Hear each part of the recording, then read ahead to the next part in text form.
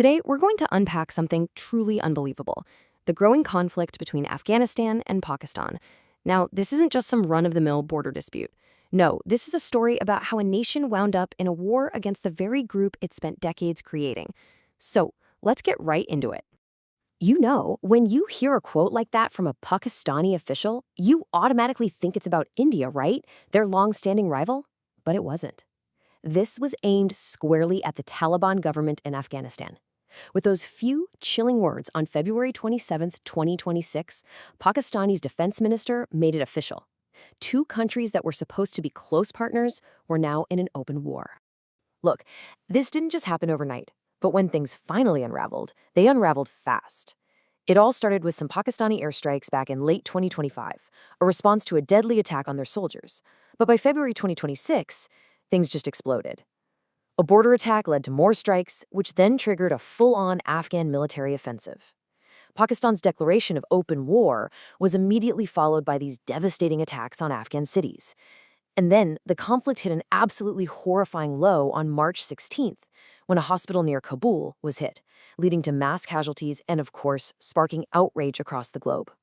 So you have to ask, how on earth did we get here?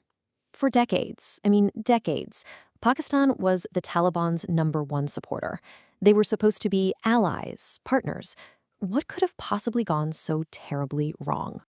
To really get the scale of this breakdown, you just have to rewind the clock a few years and remember how optimistic Pakistan was. When the Taliban stormed back into power in Afghanistan in 2021, Pakistan's prime minister at the time, Imran Khan, actually celebrated it. He saw it as a moment of liberation. For the powers that be in Islamabad, this looked like a massive strategic victory they had worked towards for years. So how did that so-called victory turn into this absolute disaster of a war? Well, to understand that, we've got to peel back the layers of Pakistan's very long, very complicated, and as it turns out, incredibly risky game in Afghanistan.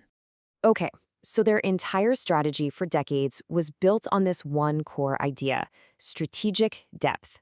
It sounds complicated, but the idea itself is pretty simple. They wanted to make sure there was a friendly, controllable government in Afghanistan to act as a kind of buffer zone. A buffer against who? Their main rival, India.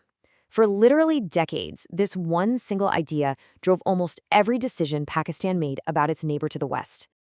And this is exactly how they put that plan into action. Back in the early 90s, Afghanistan was in the middle of a brutal civil war. Pakistan's powerful intelligence agency, the ISI, saw a huge opportunity. They found a cleric named Mullah Omar and basically offered him a deal. We'll give you the weapons, the money, and the training, and in return, you install a government that's friendly to us. The fighters? They came from religious schools or madrasas right inside Pakistan. And you know what? The plan worked. Shockingly well. By 1996, the Taliban had taken control of Kabul. And then 9/11 happened. The US invaded Afghanistan, and the Taliban government was toppled. Publicly, Pakistan became this key American ally in the war on terror. But what was happening behind the scenes? Well, they were playing a very dangerous double game.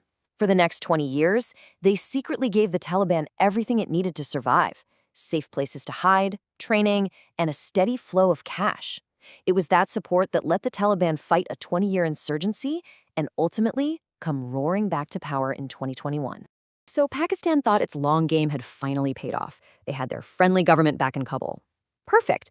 But they had overlooked one crucial, absolutely disastrous detail: a crazy twist in the story that involved a second Taliban. And this, right here, is the absolute key to understanding this entire mess. You have to know there are two different groups. First, there's the Afghan Taliban, the TTA. These are the guys Pakistan created, the ones now ruling Afghanistan. But then you have the Pakistani Taliban, or the TTP. They're a designated terrorist group, and their sworn enemy is the state of Pakistan itself. Think about that. Same basic ideology, but completely different targets. And here is where the irony just becomes unbelievable. The TTP, they were born in the exact same religious schools that Pakistan's ISI used to create the Afghan Taliban. But they turned on their creators. Why?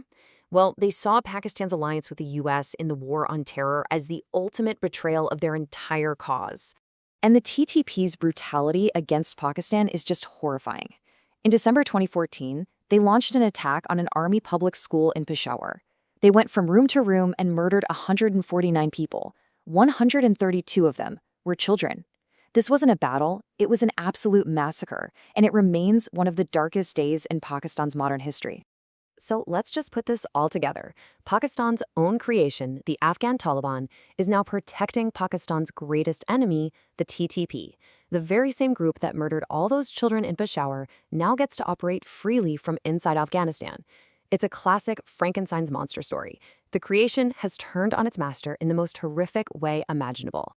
And all of this has led us to right now, a conflict that has become this impossible dilemma for everyone involved.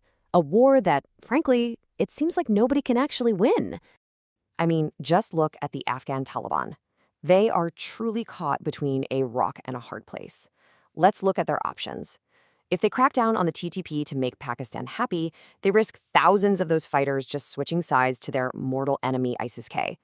That would mean fighting a war on two fronts. But if they keep protecting the TTP, they're going to face these continuous punishing airstrikes from Pakistan's far, far superior military. There's just no good choice here.